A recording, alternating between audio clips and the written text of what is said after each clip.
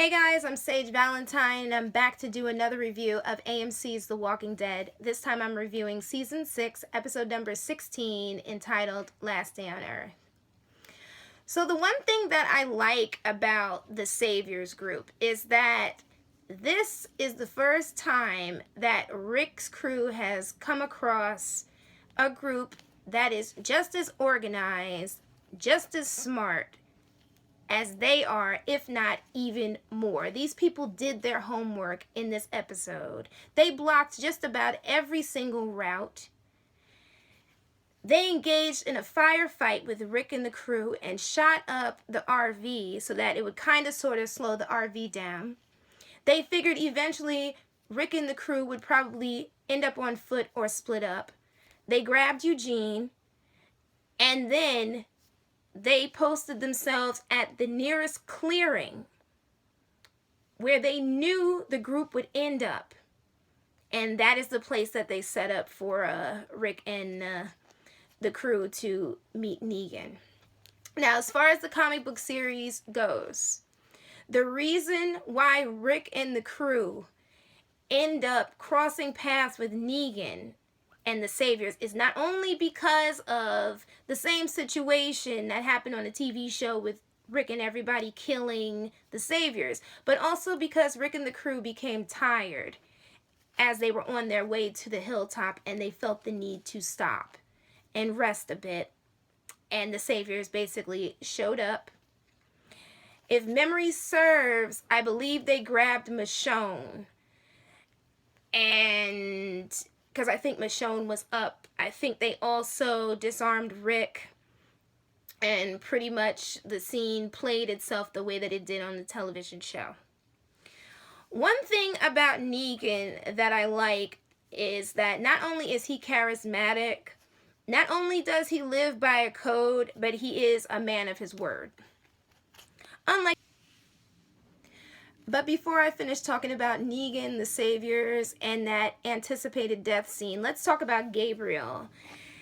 The idea of leaving Gabriel in charge of the defense of Alexandria is something that probably would have made me scratch my head back in Season 5. However, Gabriel has changed so much. He has stepped his game up, and I'm proud of him. And I do believe that if Alexandria was attacked, that plan that he and the others created would go into play. He would grab Judith and they would get the hell out of there. I know a lot of people were hoping and praying that Gabriel was the one to die via Negan. However, like I've been saying all season, we're stuck with Gabriel. And if we're stuck with this Gabriel, the strong, capable Gabriel, I'm okay with that.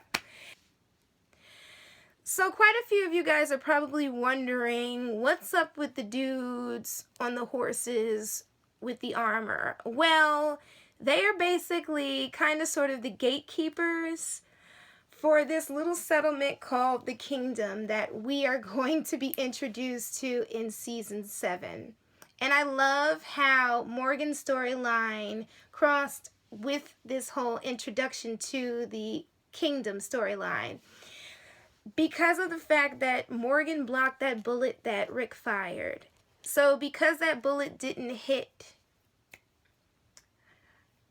the guy with the armor, that guy came upon Carol, who was injured, and Morgan, and extended his hand to Morgan, and is basically going to lead them to the Kingdom where they can meet a really cool guy named Ezekiel and meet the coolest thing that I have ever seen in a comic book so far. Just wait until Season 7. It's going to be so epic. And I'm glad that Morgan really came through for Carol, and he felt like he had to make amends because of the fight that they had, on top of the fact that he refused to leave her. Because I think that if he had abandoned her, then that Savior guy would have killed her, because Carol had resigned herself to just dying. She was ready to go.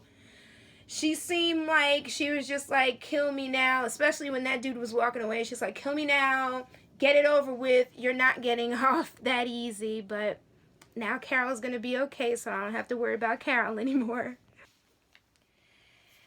As far as the journey let me say this. The Saviors planned this situation for a very long time. They knew each and every route that the group would have to take and made sure to impede that process by not only putting one small group in the middle of the road, putting a medium-sized group in the middle of the road, then putting a larger group in the middle of the road, and then when the group thought that they found a secret way to go, there were a whole heap of logs piled up, and then the logs caught on fire, and they could have saved the running guy in the beginning of the episode who Talking Dead called the last librarian, but instead they had to sit and watch that poor guy be strangled to death because they needed the bullets to fight the Saviors. And eventually the group ended up like having to stop and basically make another plan to get Maggie to the hilltop because she had to get there. And as you saw in this episode, Maggie's not doing very well at all. But the thing about it is that the Saviors anticipated that. And they knew eventually the group would somehow split up. And they were able to grab Eugene, who, on a side note, was completely on point with all of his observations from the fact that the Saviors were a big group.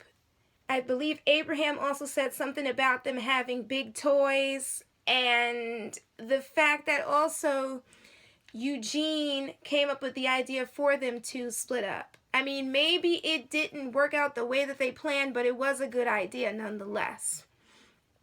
But it was crazy how the Saviors figured out that the group would have to go on foot and position themselves at the first clearing.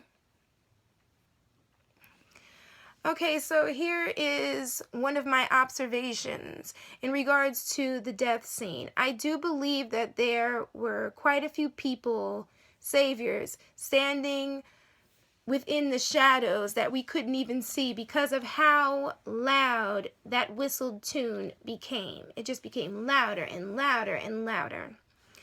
Also, that scene was almost identical to the comics. I mean, it was so scary. That's why when I told you guys about the clip that was leaked, when it made it to a certain point when Negan was speaking, I had to stop the clip because not only did I not want to be spoiled, but also there was the issue of me knowing where this was going. I thought that it was pretty crazy how Michonne, Glenn, and Rosita and Daryl were just snatched out of this van that was nearby. So that basically answered our question as to who was being confined in something and where was that light coming from within that scene and who were those voices outside, and we could just hear nothing but breathing. Also, Negan is as charismatic as he comes across in the TV show. The only difference, I think, was that Negan talks a lot more before he starts eeny, meeny, miny, moe. And he goes up the line talking to each person, and he kind of interacts with Carl, and I do hope that in season 7 we are able to see that whole scene play out with Negan interacting with Carl. As far as the eeny meeny thing, I mean, they definitely gave us hope that we were going to see who was going to die, and then they turned the tables and gave us the first person point of view. As far as us basically being the person getting hit in the head with the bat and then wobbling and then getting hit again and then everything goes black and then we keep hearing Negan hit the person in the head again and again and again and again. I remember some people in this Facebook group I'm a part of who felt queasy after that scene. Me, I was just like, oh my God. Like, yeah, I know I read the storyline. I did know what was going to happen, but still, my stomach was in knots for this entire episode. And I, again, do believe that the person who died was Glenn, because Glenn definitely upset Negan. And that whole scene was basically Negan's way of neutering Rick for the moment. Unfortunately, we won't find out who Negan killed until October. So, I guess we gotta wait and probably sit here and try our best to figure out who it was, because according to Robert Kirkman and Scott Gimple, there are clues to who died within the episode, so I'm probably going to have to watch this episode again. But you guys take care. Don't forget to rate this video. Leave your comments. Let me know what you thought about the season, this episode, and who you think is going to die or has died. I love you all. Take care, guys. Bye, guys. Bye.